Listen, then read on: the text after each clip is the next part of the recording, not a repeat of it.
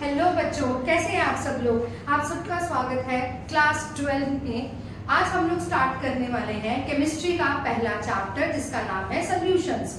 मैं आप सबको एक रिक्वेस्ट करूंगी कि आप अपने पास अपनी स्कूल की बुक और साथ में एक रफ नोटबुक जरूर रखेंगे। एनसीईआरटी की बुक साथ में होना जरूरी है। हम लोग कोशिश करेंगे कि एनसीईआरटी के सारे क्वेश्चंस यहीं पे सॉल्व कर दें और साथ में मैं आपको कुछ एक्स्ट्रा क्वेश्चंस भी प्रोवाइड करने की कोशिश करूंगी। अब हमारे पास है सॉल्यूशंस चैप्टर। देखो, सॉल्यूशंस जो है, जो तुमने 9th क्लास में थोड़ा सा इंट्रोडक्शन पढ़ी थी, मतलब सॉल्यूट और सॉल्वेंट को मिक्स करके एक सॉल्यूशन फॉर्म होता है। डेली रूटीन के एग्जाम्पल की बात करें तो चीनी को अगर हम लोग पानी में डालते हैं तो जो चीनी का मिक्सचर फॉर्म होता है पानी के साथ, उसको बोला जाता है सॉल्यूशंस। ठीक है, ऐसे ही तुम्हारे पास नमक को अगर तुम पानी में डालोगे तो वो भी एक सॉल्यूशन फॉर्म होगा। तुम्हारे जितने भी कोल्ड ड्रिंक्स हैं, कोल्ड ड्रिंक्स में तुम लोगों ने गैस को लिक्विड में डाला हुआ है, उससे भी कोल्ड ड्रिंक का एक सॉल्यूशन फॉर्म होता है। तो यहाँ पे हम लोग स्टार्ट करने वाले हैं सबसे पहले कंसंट्रेशन टर्म्स। हम लोग कोशिश करेंगे कि एक कंसंट्रेशन टर्म का मैं तुम्हारे को फॉर्मूला बताऊं, उसके साथ 2-3 न्यूमेरिकल्स की प्रैक्टिस करते जाएंगे। तो फटाफट अपनी कॉपी और पेन उठा लीजिए और सबसे पहले हम लोग फॉर्मूला नोट डाउन करेंगे मोल फ्रैक्शन ऑफ सॉल्यूट का। मोल फ्रैक्शन अगर तुमने निकालना है या कोई भी कंसंट्रेशन टर्म तुमने निकालनी है तो सबसे पहले तुम लोगों को नंबर ऑफ मोल्स निकालने जरूरी है। तो यहाँ पे सबसे पहले मैंने एक नंबर ऑफ मोल्स का एक फॉर्मूला लिखा हुआ है। नंबर ऑफ मोल्स मतलब given mass over molar mass which is equal to given number of atoms या मॉलिक्यूल्स अपॉन में तुम्हारा Avogadro number, that is equal to given volume upon में 22.4 लीटर्स। ठीक है, तो हम लोगों ने कोई भी कंसंट्रेशन टर्म निकालनी है, हमारा सबसे पहला स्टेप होगा नंबर ऑफ मोल्स निकालने का। नंबर ऑफ मोल्स निकालने के लिए उसके बाद हमारे पास आता है मोल फ्रैक्शन सॉल्यूट का। अगर सॉल्यूट का मोल फ्रैक्शन निकालना है तो ऊपर हम लोग सॉल्यूट के नंबर ऑफ मोल्स लिख देंगे, नीचे सॉल्यूट और सॉल्वेंट के दोनों के नंबर ऑफ मोल्स लिख देंगे। ठीक है, अब जब तुमने सॉल्यूट का मोल फ्रैक्शन निकाल लिया, मैं सॉल्यूट को A से रिप्रेजेंट कर रही हूँ और सॉल्वेंट को B से रिप्रेजेंट कर रही हूँ।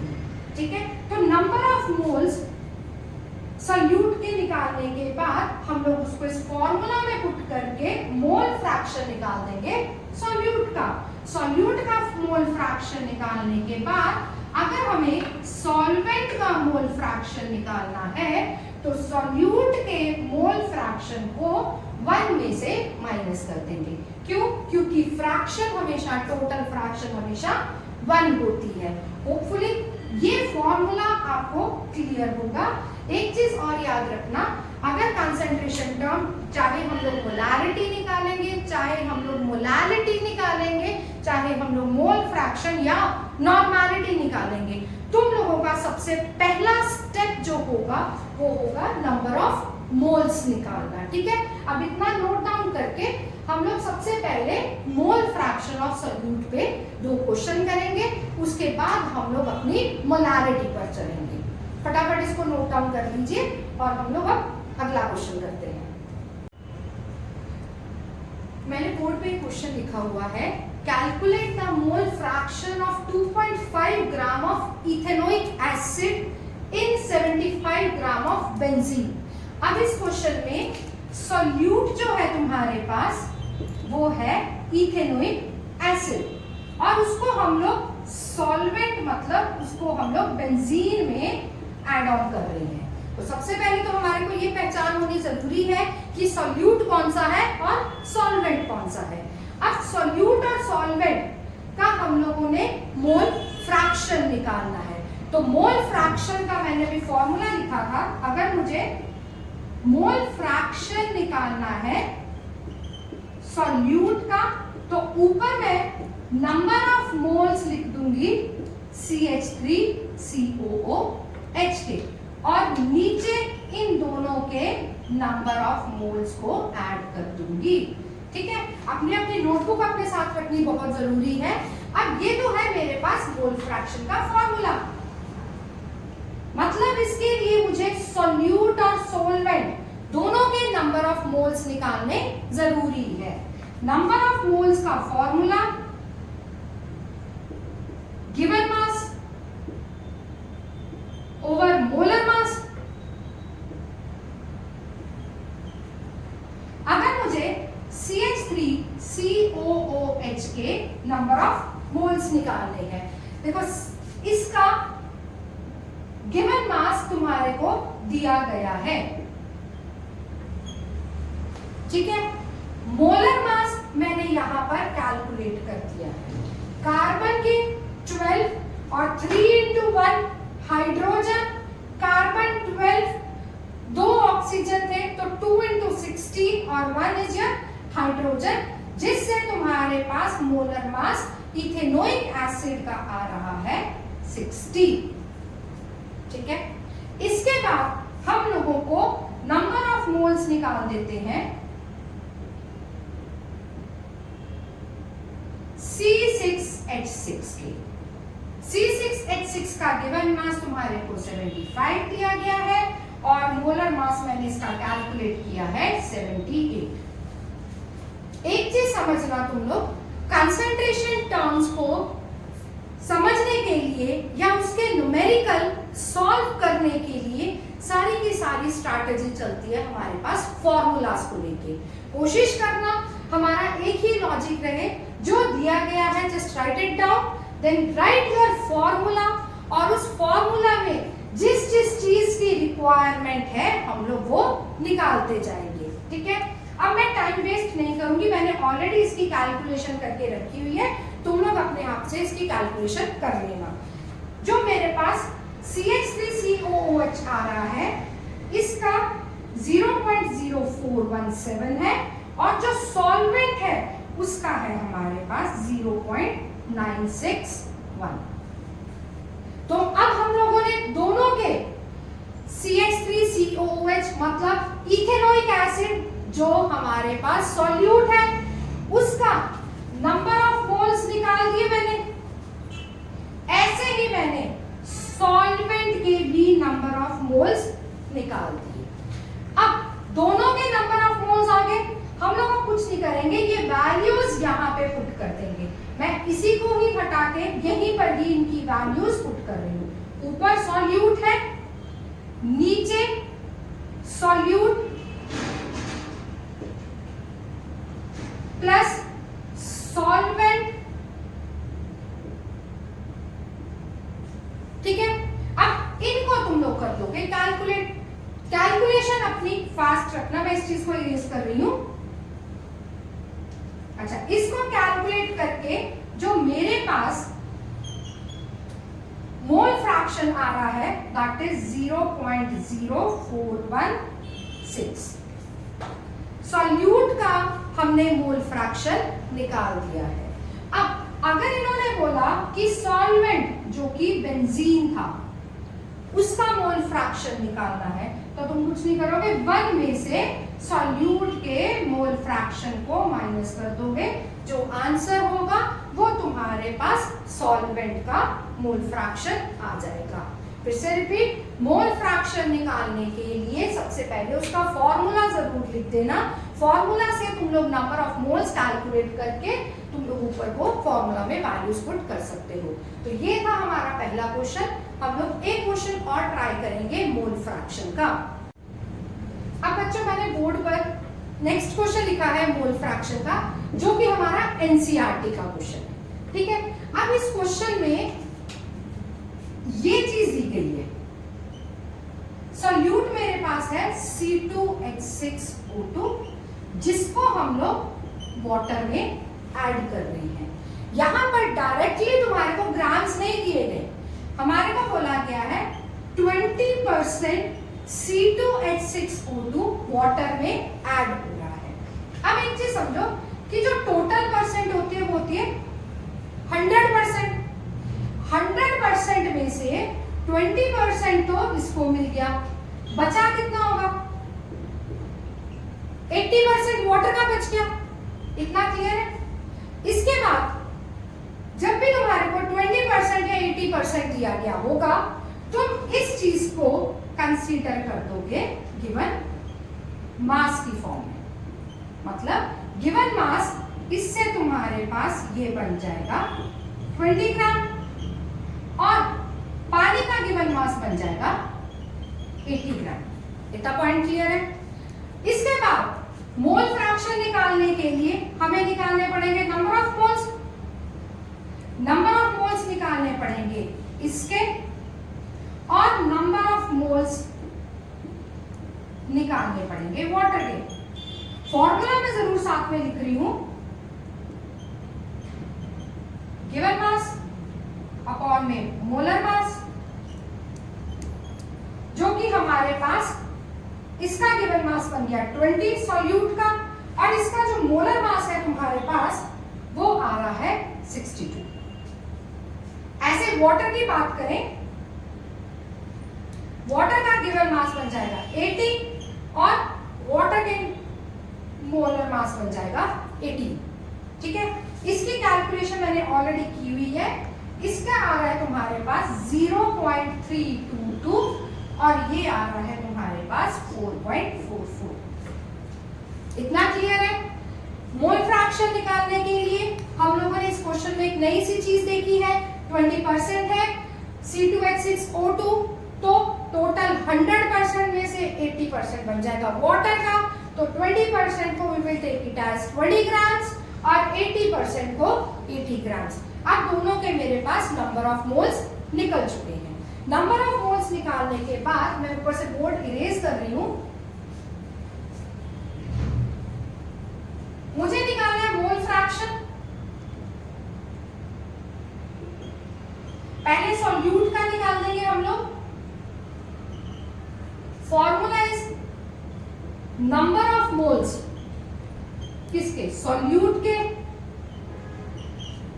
अपॉन में total number of moles solute के प्लस वाटर के। नंबर ऑफ मोल्स इसके C6H6O2 के हैं 0.322 ओवर 0.322 प्लस पानी कितना है 4.44। ठीक है, इसको तुम कैलकुलेट कर लोगे। कैलकुलेट करने के बाद मेरे पास जो आंसर आ रहा है दैट इज 0.068। ये तो आ गया तुम्हारे पास C6H6O2 का। अब इसके बाद मुझे निकालना है वाटर का। वाटर का निकालने के लिए तुम क्या कर दोगे, 1 में से माइनस कर दोगे इसको, जो भी आंसर होगा वो तुम्हारे पास वाटर का निकल जाएगा। इतना क्लियर है। कंसंट्रेशन टर्म में सबसे पहली कंसंट्रेशन टर्म हम लोगों ने की है मोल फ्रैक्शन। मोल फ्रैक्शन के बाद में मैंने बोर्ड पर दो और कंसंट्रेशन टर्म्स लिखी है। एक लिखी है मोलारिटी और दूसरी लिखी है मोलालिटी। मोलारिटी में हम लोगों के पास जो नीचे आ रहा है वो आ रहा है वॉल्यूम ऑफ सॉल्यूशन। बट ये चीज याद रख लेना, जो भी सॉल्यूशन हमारे पास होगा उसका वॉल्यूम लीटर्स में होना जरूरी है। मतलब अगर तुम्हारे पास सेंटीमीटर क्यूब या मीटर क्यूब में तुम्हारे पास वॉल्यूम दिया गया होगा सॉल्यूशन का, उसको सबसे पहले तुम लोग लीटर्स में कन्वर्ट करोगे। उसके बाद मोलालिटी है। मोलालिटी के लिए हमारे पास सॉल्वेंट जाएगा डिनोमिनेटर में। इसमें सॉल्यूशन है, इसमें सॉल्वेंट है। सॉल्वेंट का हम लोग उठाएंगे मास, जो कि किलोग्राम में होगा। मैंने बोर्ड पर तीनों फॉर्मूलाज लिखे हैं। इस फॉर्मूला को लेके हमने दो क्वेश्चन सॉल्व किए थे। अब हम लोग इन दोनों फॉर्मूलाज पर काम करेंगे। ये तीनों फॉर्मूलाज तुम लोग अपनी कॉपी पे नोट डाउन कर सकते हो, ताकि अब हम लोग इसके बाद मोलारिटी और मोलालिटी के 2-3 क्वेश्चंस की प्रैक्टिस करने वाले हैं। अच्छा बच्चों, मैंने बोर्ड पर एनसीईआरटी का इंटेक्स्ट क्वेश्चन लिखा है, जिसमें हम लोगों को मास परसेंट निकालना है बेंजीन का और कार्बन टेट्राक्लोराइड का। मेरे पास बेंजीन का जो मास दिया गया है वो दिया गया है 22 ग्राम, और यहाँ पे मैं लिख देती हूँ C6H6, और CCl4 का मुझे मास दिया गया है 122 ग्राम। हम लोगों ने बचपन में परसेंटेज कैलकुलेट करना सीखा था। ऊपर गिवन वैल्यू लिखते हैं, नीचे हम लोग टोटल लिखते हैं मल्टीप्लाई बाय 100। ठीक है, ये बेसिक फॉर्मूला जो हम लोग बचपन में करते हैं। ठीक, अब मुझे निकालना है, मेरे पास CCl4 का और C6H6 का मास दिया गया है, तो सबसे पहले हम निकाल लेते हैं टोटल मास। इन दोनों का कंबाइन करके जो टोटल मास आएगा वो आएगा 142 ग्राम। ठीक, अब मुझे मास परसेंट C6H6 का निकालना है। ऊपर मैं मास लिख दूंगी इसका बेंजीन का, और नीचे मैं लिख दूंगी टोटल मास मल्टीप्लाइड बाय 100। ठीक है, अब फटाफट इसकी कैलकुलेशन करेंगे और इसका आंसर आएगा 15.28%। इतना क्लियर है? C6H6 का मास परसेंट निकल गया। अब अगर तुमने CCl4 का मास परसेंट निकालना है तो बेटा टोटल परसेंट इज 100%, 100 में से माइनस कर दो इसको और तुम्हारे पास आंसर आएगा 84.72%। सिंपल क्वेश्चन, समझ आ गया? इन टेक्स्ट का पहला क्वेश्चन। इसके बाद हम लोग नेक्स्ट क्वेश्चन की ट्राई करेंगे।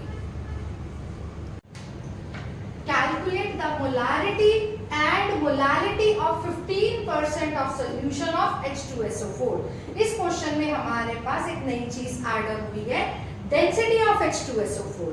यहाँ पे 15% H2SO4 का मतलब 15 ग्राम। अगर 15 ग्राम सॉल्यूट है तो सॉल्वेंट मेरे पास हो जाएगा 85 ग्राम। ठीक है, उसके बाद H2SO4 का मोलर मास हमने कैलकुलेट कर दिया है। हमने मोलारिटी और मोलारिटी दोनों निकालनी है। मैंने यहाँ पर मोलारिटी का फॉर्मूला लिखा, number of moles of solute over volume of solution. That means सबसे पहले मुझे नंबर ऑफ मोल्स निकालने पड़ेंगे H2SO4 के, दैट इज इक्वल टू 15/98, जो तुम्हारे पास आंसर आ रहा है 0.153 मोल्स। नंबर ऑफ मोल्स तो निकल गए सॉल्यूट के। अब सॉल्यूशन का वॉल्यूम गिवन नहीं है। वॉल्यूम निकालने के लिए हमारे को यहां से डेंसिटी यूज करनी पड़ेगी। हमें पता है कि डेंसिटी का एक फॉर्मूला होता है, density is equal to mass पर यूनिट वॉल्यूम, जिससे मैं वॉल्यूम कैलकुलेट कर देंगे मास अपॉन में डेंसिटी। अभी यहां पर वॉल्यूम निकालना है मुझे सॉल्यूशन का, तो सॉल्यूशन का जो मास होगा वो होगा 100 और इसकी जो डेंसिटी हम लोग लेंगे वो लेंगे 1.020। ठीक है, इससे मेरे पास जो कैलकुलेशन आएगी वो आएगी 98.04 सेंटीमीटर क्यूब। इतना क्लियर है? सेंटीमीटर क्यूब आएगा क्योंकि यहाँ पे ग्राम पर सेंटीमीटर क्यूब है। अब यहाँ पर दिक्कत है कि वॉल्यूम मुझे निकालना है लीटर्स में, मतलब मुझे इस सेंटीमीटर क्यूब को लीटर्स में कन्वर्ट करना पड़ेगा। तो हम इसको क्या करेंगे, 1000 से डिवाइड कर देंगे। सेंटीमीटर क्यूब को अगर हमने लीटर्स में कन्वर्ट करना है तो हम 1000 से डिवाइड करेंगे, जो हमारे पास आंसर आएगा इतना लीटर मेरे पास वॉल्यूम निकल गया। नंबर ऑफ मोल्स सॉल्यूट के ये रहे, सॉल्यूशन का वॉल्यूम ये रहा। अब ये दोनों वैल्यूज, एक ये वाली और एक ये वाली वैल्यू, ये हम यहाँ पर पुट कर देंगे।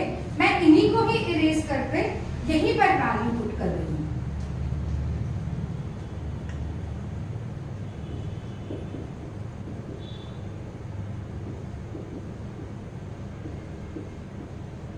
ठीक है, अब इसकी जो तुम्हारे पास कैलकुलेशन आएगी 1.56 मोल पर लीटर, ये हम लोगों ने निकाल दी मोलारिटी।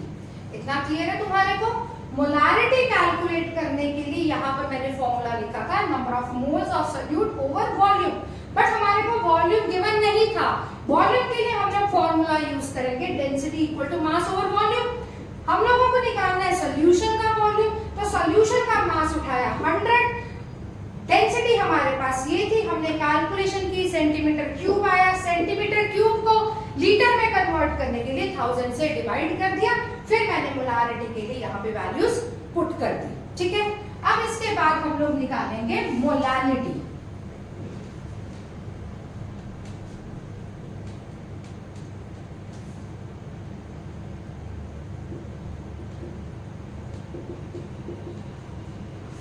मोलालिटी का formula number of moles of solute upon mass of solvent, but it should be in KG. अब नंबर ऑफ मोल्स तो मैंने यहां से कैलकुलेट कर दिए,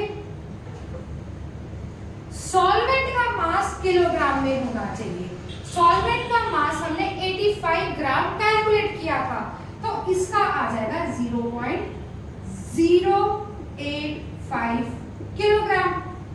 ठीक है, अब क्या रहेगा, यहाँ पे वैल्यू पुट कर देंगे हम लोग, जिससे मेरे पास आ जाएगा 1.8 मोल पर केजी या 1.8 स्मॉल m। मोलारिटी के आंसर में हम लोग कैपिटल M लिखते हैं, मोलालिटी के आंसर में हम लोग स्मॉल m लिखते हैं। इतना तुम्हारे को 2 क्वेश्चंस क्लियर हो गया।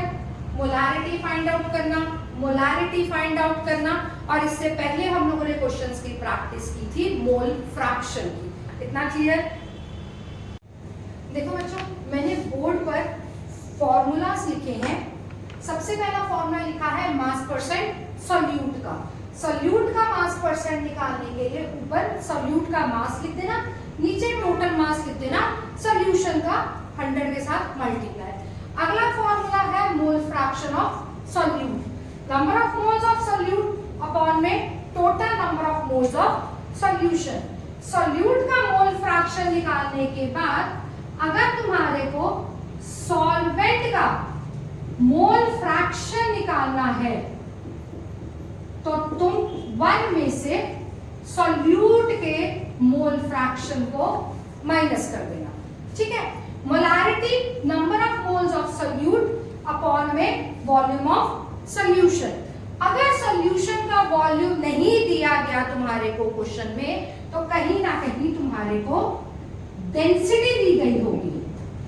ठीक है, तुम डेंसिटी को यूज करके वॉल्यूम निकाल सकते हो सॉल्यूशन का।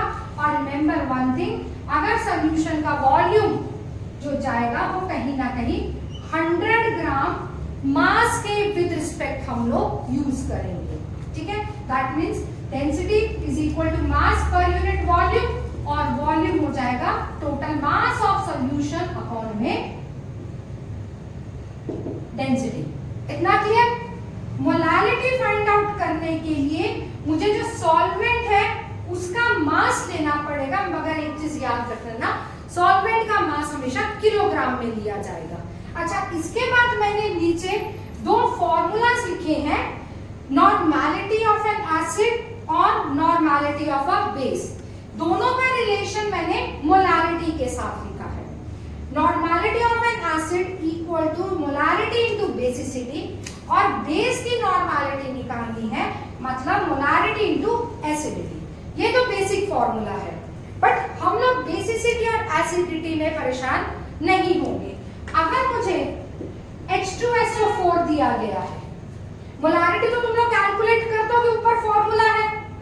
बेसिसिटी के लिए H2SO4 में कितने number of H plus ions हैं? 2। ठीक है, तो यहाँ पे बेसिसिटी या एसिडिटी को रिप्लेस करते हुए मैं यहाँ पर नंबर ऑफ आयंस को ऐड ऑन कर रही हूँ। ठीक है, तुम लोगों ने एसिड की नॉर्मैलिटी निकालनी है या बेसिक की नॉर्मैलिटी निकालनी है। सिंपल नॉर्मैलिटी पर फोकस करना। Normality is equal to molarity into number of ions. अगर H2SO4 है तो 2 आयंस लिख देना, मतलब मोलारिटी निकाली, मल्टीप्लाई बाय 2 कर दिया। अगर यही तुम्हारे पास NaOH है, नॉर्मैलिटी के लिए मोलारिटी निकाली, मल्टीप्लाई बाय 1 कर देना। ठीक है, अगर HCl लिया गया है सॉल्यूट, तो मोलारिटी निकाल दोगे, चाहे एसिड है चाहे बेस है, इसका कोई रोल नहीं है। जस्ट तुम लोग मोलारिटी मोलारिटी निकाल देना और आयंस के साथ मल्टीप्लाई कर देना। H2SO4 में 2 आयंस हैं H प्लस के, NaOH में बेसिक आयंस है 1, HCl में 1। Just find out your molarity multiplied by number of ions. Basicity और एसिडिटी वर्ड में परेशान होने की जरूरत नहीं है। हम एक क्वेश्चन करेंगे नॉर्मेलिटी के ऊपर, उससे पहले मैं साइड पर हो रही हूँ। तुम लोग इस पूरी बोर्ड की फोटो क्लिक करके अपने पास रख सकते हो। इसमें सारे फॉर्मूलाज मैंने नोट डाउन कर दिए हैं और एक हम लोग क्वेश्चन इसके बाद करेंगे नॉर्मेलिटी के ऊपर, ताकि तुम्हारे को ये बेसिसिटी और एसिडिटी में परेशान ना होते हुए हम लोग मोलारिटी फाइंड आउट करेंगे, मल्टीप्लाई कर देंगे आयंस के साथ। ठीक है, फटाफट इसकी फोटो क्लिक कर लो, स्क्रीनशॉट ले लो इसका, तुम्हारे को क्लियर हो जाएगा। बच्चों मैंने बोर्ड पर क्वेश्चन लिखा है, calculate the normality of solution containing 9.8 gram of H2SO4 in 250 centimeter cube of the solution। अब यहाँ पर मुझे जो सॉल्यूट दिया गया है वो दिया गया है H2SO4। ठीक है, अब जो H2SO4 का गिवन मास आ रहा है वो आ रहा है 9.8 ग्राम। ठीक है, सबसे पहला काम हम लोगों को नंबर ऑफ मोल्स निकालने पड़ेंगे H2SO4 के। नंबर ऑफ मोल्स मतलब गिवन मास अपॉन में H2SO4 का मोलर मास होता है 98। ठीक है, अब यहां पे तुम्हारे पास नंबर ऑफ मोल्स आ जाएंगे 0.1 मोल्स। ठीक है, मुझे निकालनी है नॉर्मेलिटी। नॉर्मेलिटी निकालने के लिए तुम लोग सबसे पहले निकाल देना मोलारिटी। ठीक है, मोलारिटी को मल्टीप्लाई किया जाएगा, H2SO4 है, H2SO4 मतलब कितने आयंस होंगे H+2 आयंस। या तो तुम लोग H+ आयंस लिखोगे या तो OH नेगेटिव आयंस लिखोगे। NaOH होता तो -1 यूज होता, मतलब 1 यूज होता। H2SO4 में 2 H+ आयंस है। ठीक है, अब मोलारिटी का formula number of moles of solute upon में वॉल्यूम। सॉल्यूशन का किस में चाहिए, लीटर्स में, मल्टीप्लाई बाय 2 कर देंगे। नंबर ऑफ मोल्स मैंने ऊपर कैलकुलेट किए हैं वो है 0.1 और 250 सेंटीमीटर क्यूब वॉल्यूम दिया गया है। इसको किस में कन्वर्ट करना है हमने, लीटर्स में। सेंटीमीटर क्यूब को लीटर्स में कन्वर्ट करने के लिए डिवाइड बाय 1000 हो जाएगा अपॉन में 0.250 मल्टीप्लाई बाय 2। ठीक है, जब तुम इसको कैलकुलेट करोगे कहीं ना कहीं अप्रॉक्सीमेटली तुम्हारा 0.4 आ रहा होगा। 0.4 को तुम 2 से मल्टीप्लाई कर देना तो तुम्हारी नॉर्मेलिटी आ जाएगी 0.8। ठीक है, तो ग्राम इक्विवेलेंट वाले का कोई लॉजिक मुझे दिखा नहीं इस क्वेश्चन में। Just find out your molarity, उसके बाद जितने भी H+ आयंस होंगे, जितने भी OH नेगेटिव आयंस होंगे उनके साथ मल्टीप्लाई कर देना। होपफुली इतना तुम्हारे को क्लियर होगा। अब मैं तुम्हारे को ये बोर्ड इरेज कर रही हूँ और 2 क्वेश्चन दे रही हूँ जो हम लोग नेक्स्ट क्लास में डिस्कस करेंगे। Difference between 1 molarity and 1 molality। पहला क्वेश्चन है कि मोलारिटी और मोलालिटी में क्या डिफरेंस है। ठीक है, सेकंड क्वेश्चन है 1 मोलारिटी एंड 1 मोलालिटी में विच वन इज ग्रेटर, कौन सा बड़ा है। ठीक है, थर्ड क्वेश्चन है what is the effect of temperature on molarity and molality। ये जो 3 क्वेश्चन मैंने बोर्ड पर लिखे हैं ये तीनों कहीं ना कहीं इंपॉर्टेंट क्वेश्चंस हैं। एक बार इसको गो थ्रू किया जाएगा, फिर हम लोग नेक्स्ट क्लास में ये तीनों क्वेश्चंस डिस्कस करेंगे। तुम लोग इन तीनों क्वेश्चंस का स्क्रीनशॉट ले सकते हो और इसके बाद नेक्स्ट क्लास में ये तीनों क्वेश्चंस अलॉन्ग विथ हमारा अगला टॉपिक स्टार्ट करेंगे। Thank you so much. अगर तुम्हारे को मेरी वीडियो अच्छी लगी तो इसको लाइक और सब्सक्राइब जरूर कर देना, ताकि हम लोग आपको बहुत अच्छी अच्छी और नॉलेजेबल वीडियोस को प्रोवाइड कर सके और ग्रेड 12th को मेरी तरफ से एफर्ट करके उनका बेस्ट सोल्यूशन लेके आ सके। ऑल द बेस्ट बच्चों।